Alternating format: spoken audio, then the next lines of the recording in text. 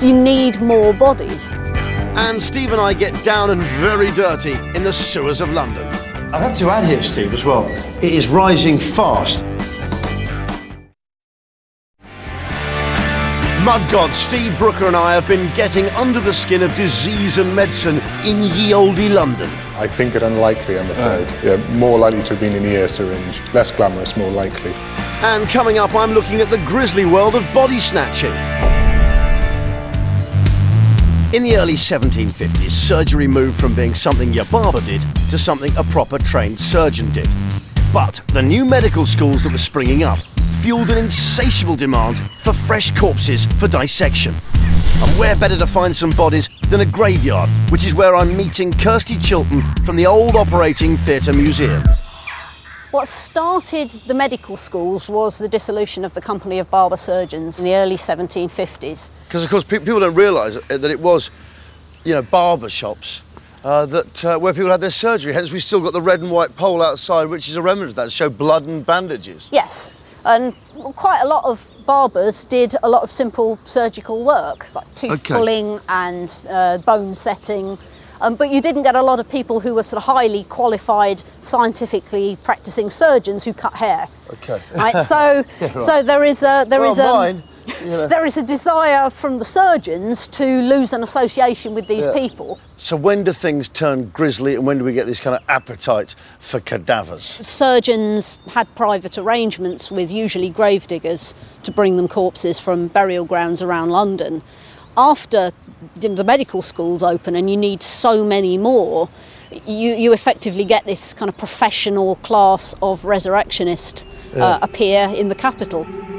The term resurrectionist is a polite euphemism for body snatchers, criminals who dug up graves and sold the corpses for profit.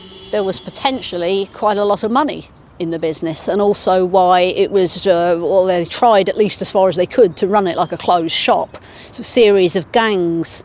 By the start of the 19th century, really had control of the selling and the selling of bodies to the schools in the capital. How much would it have been per cadaver? How much would the body snatchers have been paid? In the 1820s, you might get between £5 and £10. Rents may vary, but in 1830, £10 would pay your rent for an entire year. That's good money, though. Yeah, a lot of money involved. Oh, and no wonder the gangsters got involved. And this was good It's very gangland, and and it was good money, and that's why they protected their own particular territory so carefully. So why did it, you'll excuse me, die out? After the Burke and Hare scandal in 1828, this kind of has Parliament sit up and take notice. Burke and Hare were two Irish immigrants to Edinburgh who decided digging up bodies was just too much trouble. So they just killed people and sold their bodies instead. 17 in total before they were caught. And you get the Anatomy Act in 1832. And what the Anatomy Act does is legally license anatomical teachers in the capital, and it makes it possible for the surgeons to take any of the bodies of the unclaimed dead for anatomical dissection. So this really ends the business. There's no more need for resurrection men. Although we were making huge leaps in understanding human anatomy and how the body worked, we still had no idea how disease was spread. The average life expectancy was a mere 35 in places, and London suffered from terrible outbreaks of killer diseases like cholera, which literally killed thousands at a stroke. So it's always had the image of being a bit sleazy, a bit seedy. But back in the 19th century, it was a whole different ballgame. The place was very overcrowded and there was poverty everywhere. And if it was pretty disgusting above ground, below ground festered cesspits, some of which had never, ever been drained. The city was a ticking time bomb, a bacterial breeding ground, and in the summer of 1854, disease was about to burst forth. Medical journalist Sandra Hempel explains how one disease, cholera, decimated London's population. Cholera was one of the big killer diseases at a time when there were lots of horrible killer diseases around and very few treatments for them. What exactly does cholera involve? Some people have been known to die within 2 hours of the symptoms first coming on. You're kidding me? 2 hours before or after it kicks in? It can. Yes, absolutely. Let's have some gory symptoms, please. OK, it causes violent vomiting and diarrhoea to the extent that you actually throw out all of your body fluid. So Okay. people in the end die of dehydration. I mean, at the moment, I've had hangovers that are like that. And frankly, when I was, particularly in my teenage years, when I woke up clutching the old porcelain, what else does it do? How else do you start? What do you start looking like? You physically shrink. Your skin can become blue or even black. Your fingers and toes start to shrivel. And people have been described it as saying that people look like a living corpse. So what changed? Well, in 1854, in this western area of Soho, there was the worst ever outbreak of cholera, and 600 people died in 10 days. One man came up with a theory, so let me take you to an icon. The overriding belief at the time was the miasma theory of transmission, that bad smells caused and spread disease. A doctor from Yorkshire, though, thought he knew better. Now, Sandra, I mean, you've really read mine and Steve's minds bringing us to a pub, but I'm sure you're not thinking of taking us on an all-day drinking bender. Well, I'm afraid not. The John Snow pub is named after a figure who was absolutely key to our story. He was fascinated with this problem about how this disease was spreading, and he began to study it. John Snow was saying that cholera was being spread by infected water. Snow examined the Soho outbreak in detail and realised that a single source of water was the centre for the epidemic. His famous map, which logs the deaths during the outbreak, was crucial to his ideas. It's become the basis for all modern studies of epidemics. It also turned up a curious anomaly. None of Soho's numerous brewers got ill during the outbreak. He realised this was because they never drank water, just ale. It's a pump. It is indeed. It's a replica of the real pump which was on the other side of the road outside the John Snow pub. But what was special about this pump? He had discovered that practically everybody who died had drunk water from the pump. He told the parish councillors, who were so desperate for a solution, that they agreed to take the handle off the pump. So hence the pump with no handle? Absolutely, that's key to the whole story. Gradually, people came to accept that John Snow was right. But sadly, it was after he died that his ideas really became accepted, which was very sad. The Van Gogh of hygiene. Yes, indeed. Sadly, yes. While Londoners ignored Snow's warnings linking foul water to disease, they couldn't ignore the foul stench of the Thames. The capital's cesspits were dumped into the river, causing horrendous odours and supposedly disease-causing miasma. The period even became known as the Great Stink. It got so bad, Parliament, which sits right on the river, had to close.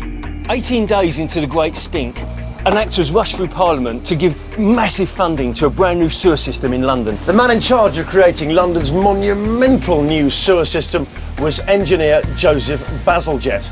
And whilst his intention at the start was just to clear up that big stink, he inadvertently did more for the health of Londoners than all the Victorian doctors put together. What a guy.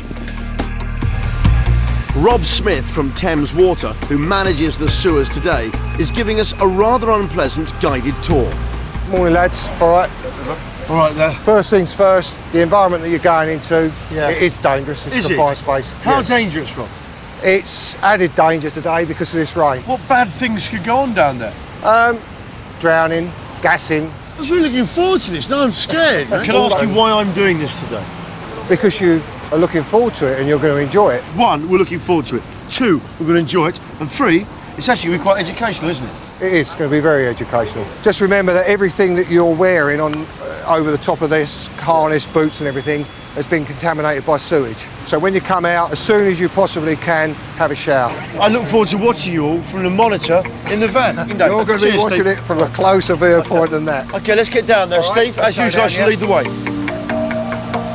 We'll see you down the hole then, boys. All right, see you down there, All right. Rob. I'll follow you up. Enjoy. I'm going to tail you up. Oh, my God. That's an odour.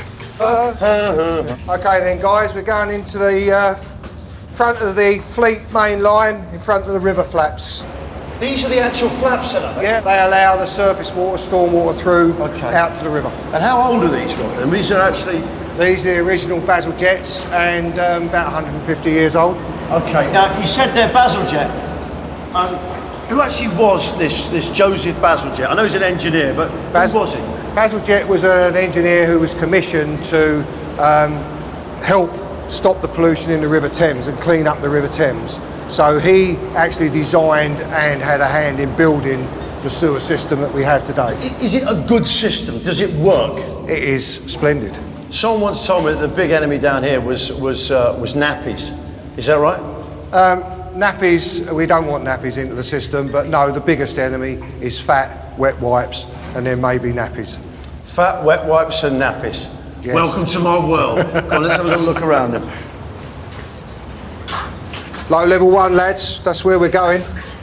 Okay, so where are we? What's this? We're in the Fleet Relief, the main chamber down by the river wall. And I notice as we stand here, this is rising. I have to add here, Steve, as well. It is rising fast. It will come up at a rate of about an inch or so a minute. Is there ever a time when it gets quite perilous down here? There is danger, of course there is. This is the river water coming back in, Yeah. and you've got the other flow, the storm water, coming down through the system, and it's got to peak somewhere. Yeah. So it's going to peak here. But Oh, I mean, God. you know, What, here? What, here, in this under area. this bridge? No, in this area. Okay. I'm just saying that because I know Steve panics. I'm fine. I'm quite cool in these. So is this the original part of Bazalgette's sewer? The whole area that you've been in is all the original Bazalgette sewer system. Here's a guy who's built a system for 2 million Londoners to carry their sewage, and it still does us for 8 million today, and it's not overstretched.